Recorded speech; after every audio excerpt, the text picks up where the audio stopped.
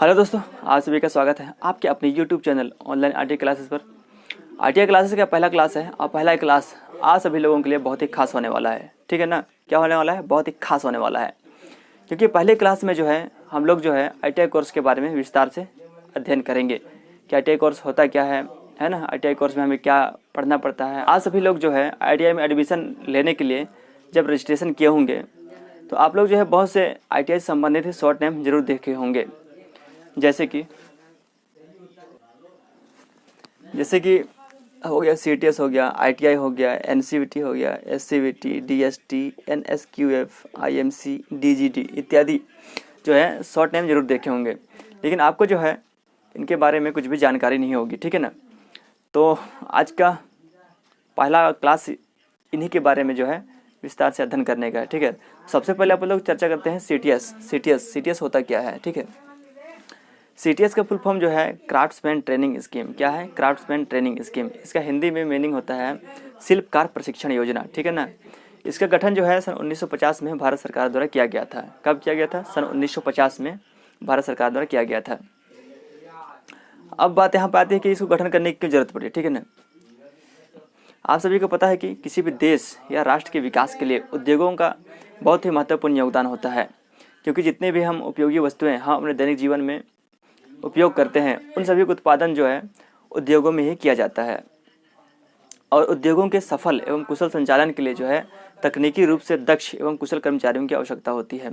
इसी को मद्देनजर रखते हुए भारत सरकार ने सन 1950 में सीटीएस योजना का गठन किया गया था। ठीक है? सीटीएस योजना के 3 मुख्य उद्देश्य हैं। पहला हो गया तकनीकी रूप से दक्ष एवं कुशल कर्मचारी तैयार करना। क्या है? तकनीकी रूप से दक्ष एवं कुशल कर्मचारी तैयार करना। ठीक है? दूसरा है बेरोजगारी को दूर करना। ठीक है? दूसरा क्या है? बेरोजगारी को दूर करना। और तीसरा है स्वयं का लघु उद्योग स्थापित करना और रोजगार के अवसर प्रदान करना। तो हम लोग जो है पहले उद्देश्य के बारे में चर्चा कर लेते हैं। पहला उद्देश्य यह है कि तकनीकी रूप से दक्ष एवं कुशल कर्मचारी तैयार करना। ठीक है? आप सभी को पता है कि यदि हम आईटीआई में एडमिशन ले लिए, आईटीआई कर चुके हैं और अच्छे से ज्ञान का भंडार हो गया है, मशीनों के बारे में जानते हैं, चलाने जानते हैं, तो अपन लोग हैं तकनीकी रूप से कुशल हो जाएंगे, है ना? और परीक्षा भी पास कर लिए। अगर कहीं भी अपन लोग जाते हैं, है ना, उद्योगों में काम करने के लिए, फैक्ट्रियों में काम करने के लिए, तो अगर वहाँ पर काम करते हैं तो जितने प्रोडक्शन जो है हमको बनाने के लिए दिया जाएगा तो उतने प्रोडक्शन हम लोग जो है सही टाइम पे बना पाएंगे। सही टाइम पे बनाने, है ना, सही टाइम से निर्माण होने का ये फ़ायदा रहेगा कि हम जो है अपने देश में जितनी भी वस्तुओं की मांग रहेगी उसकी पूर्ति तो करेंगे ही, इसके अलावा अदर कंट्री के लिए भी हम लोग जो है इंडिया की वस्तुओं को निर्यात के लिए भेज सकते हैं। ठीक है? या निर्यात कर सकते हैं। ठीक है? इससे क्या होगा कि बाहर के जो पैसे हैं इंडिया में आएंगे। ठीक है? उससे हमारे देश में बहुत सारे विकास का कार्य किया जा सकता है। तो दूसरा बेरोजगारी को दूर करना।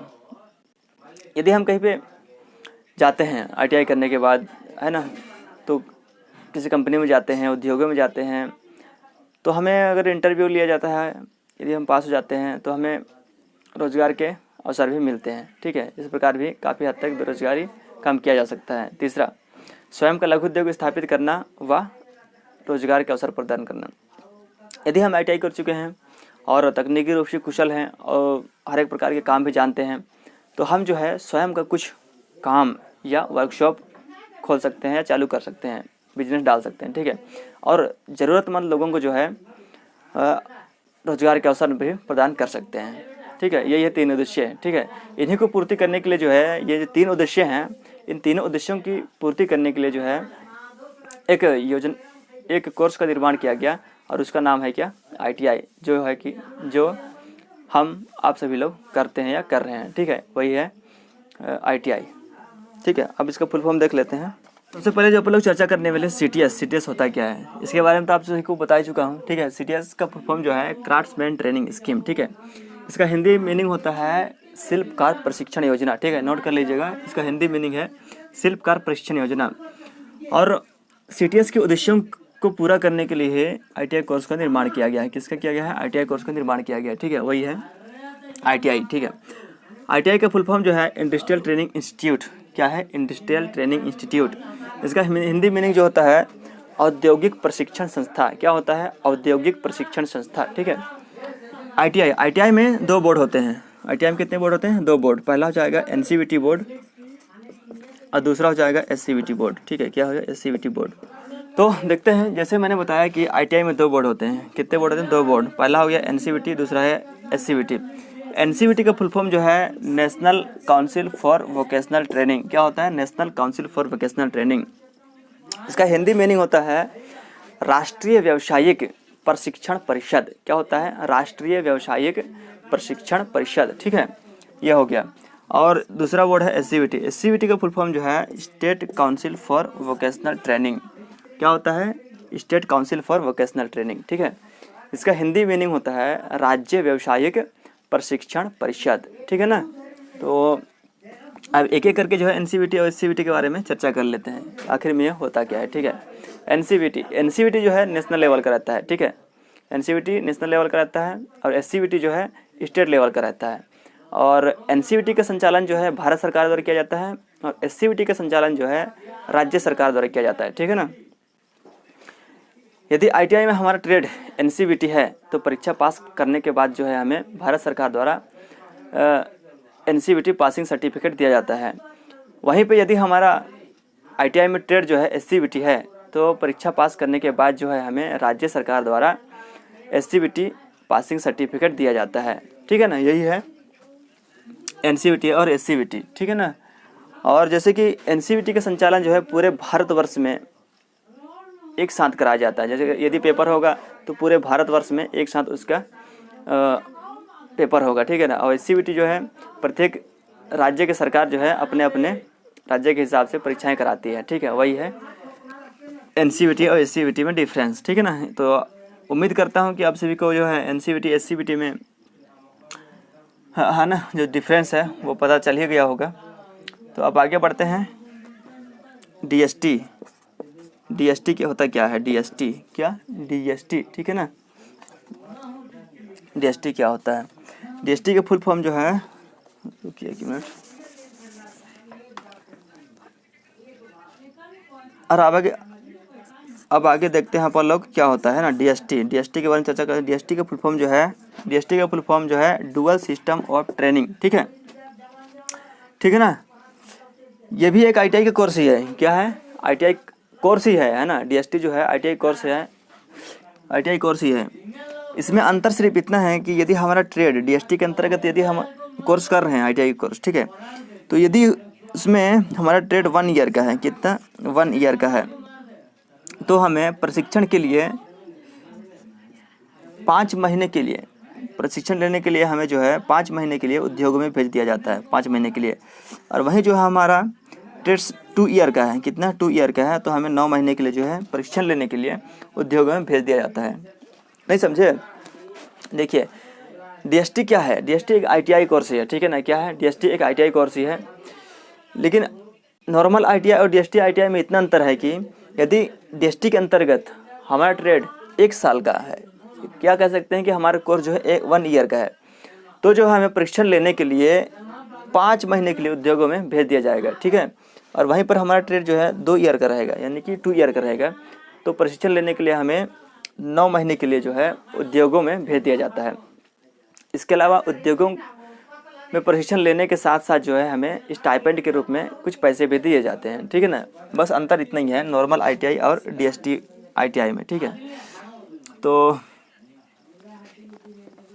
आगे देख लेते हैं, है ना। आप लोग चर्चा कर लेते हैं NSQF। किसके बारे में? NSQF होता क्या है? ठीक है, तो सबसे पहले अपन लोग देखते हैं इसका फुल फॉर्म, है ना। NSQF होता क्या है ना। यदि आप ITI कर रहे हैं या कर चुके हैं, ठीक है, 2018 के बाद, है ना, तो जो भी ट्रेड से होंगे, ठीक है, तो आपके बुक के ऊपर जो है NSQF लेवल 4 या NSQF लेवल 5 जरूर लिखा होगा। ठीक है ना। तो ये होता क्या है? जैसे आप सभी देखे होंगे कि आपके बुक में जरूर लिखा होगा, लेकिन आपको जो है इनके बारे में पता नहीं होगा कि यार लिखा क्यों है। तो पुस्तक में तो जरूर लिखा होगा, लेकिन आपको जो है इसके बारे में पता नहीं होगा कि क्या होता है ये NSQF लेवल 5, NSQF लेवल 4 क्या होता है। ठीक है, आइए इनके बारे में चर्चा कर लेते हैं। ठीक है, NSQF का फुल फॉर्म जो है नेशनल स्किल्स क्वालिफिकेशन फ्रेमवर्क। ठीक है ना। इसमें जो है 10 लेवल हैं। कितने लेवल हैं? 10 लेवल में है। NSQF के अंतर्गत जो हैं 10 लेवल हैं। लेवल 1 से है ना, लेवल 1 से लेवल 10, ठीक है, लेवल 1 से 10, लेवल 1 से 10, ठीक है ना। इसमें जो है सबसे वीक लेवल जो है लेवल 1 का है, ठीक है ना। क्या है? सबसे वीक लेवल लेवल 1 का है और सबसे स्ट्रॉन्ग लेवल जो है लेवल 10 का है। तो इन्हीं के बीच जो है हमारा लेवल 4 व लेवल 5 आता है, ठीक है ना, इन्हीं के बीच में। तो ITI कुछ ट्रेड ऐसे हैं जो लेवल 4 के अंतर्गत आते हैं और कुछ ट्रेड ऐसे हैं जो लेवल 5 के अंतर्गत आते हैं। ये 4 का है, ये 5 का है। तो आइए चलते हैं उनके बारे में भी चर्चा कर लेते हैं, ठीक है ना। ये कौन कौन से ट्रेड हैं जो लेवल 4 के अंतर्गत आते हैं और कौन कौन से ट्रेड हैं जो लेवल 5 के अंतर्गत आते हैं। अब बात करते हैं थोड़ा इससे पहले कि NSQF होता क्या है। NSQF जो है किसी भी व्यक्ति के कार्य करने की कुशलता के लेवल को बताता है।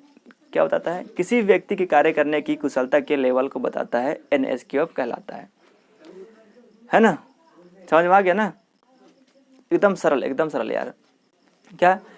किसी भी व्यक्ति के कार्य करने की कुशलता के लेवल को बताता है, वही है NSQF, ठीक है। तो आइए चलते हैं कौन कौन से ट्रेड हैं जो लेवल 4 के अंतर्गत आते हैं और कौन कौन से ट्रेड हैं जो लेवल 5 के अंतर्गत आते हैं, उनके बारे में चर्चा कर लेते हैं। तो लेवल 4 है ना, तो आइए देखते हैं लेवल 4 के अंतर्गत आने वाले ट्रेड और लेवल 5 के अंतर्गत आने वाले ट्रेड, ठीक है।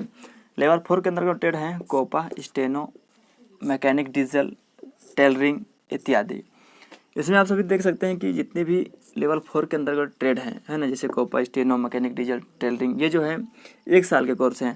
तो इसलिए जो हम कह सकते हैं कि जितने भी 1 साल के ट्रेड हैं ITI में, जितने भी 1 साल के ट्रेड हैं वो जो है लेवल 4 के अंतर्गत आते हैं, ठीक है। और लेवल 5 में देख सकते हैं electrician, fitter, Turner, machinist, motor mechanic इत्यादि। इसमें देख सकते हैं कि आप लोग जितनी भी ट्रेड हैं ये सब 2-2 साल के हैं। तो इसलिए हम कह सकते हैं कि ITI के जितने भी ट्रेड हैं जो कि 2 साल का है वो सभी जो हैं लेवल 5 के अंतर्गत आते हैं, ठीक है। ये और एक आता है IMC और एक DGT। IMC का फुल फॉर्म जो है इंस्टीट्यूट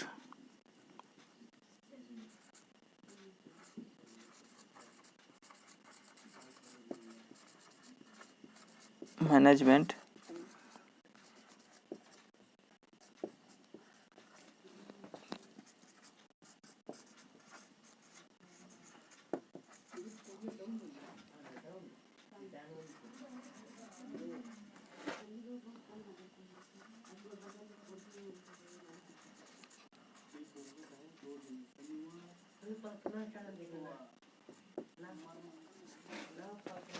तो IMC आप चलते हैं देख लेते हैं IMC और DGT। IMC का फुल फॉर्म जो है इंस्टीट्यूट मैनेजमेंट कमेटी, ठीक है, और DGT का फुल फॉर्म जो है the directorate general of training.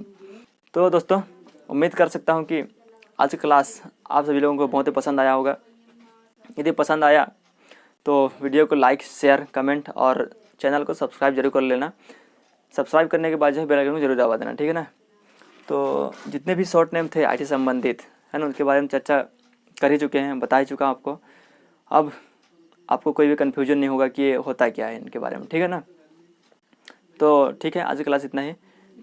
कल चर्चा करेंगे अपन लोग जो है कौन कौन से सब्जेक्ट पढ़ने पड़ते हैं ITI कोर्स के बारे में इत्यादि, ठीक है ना।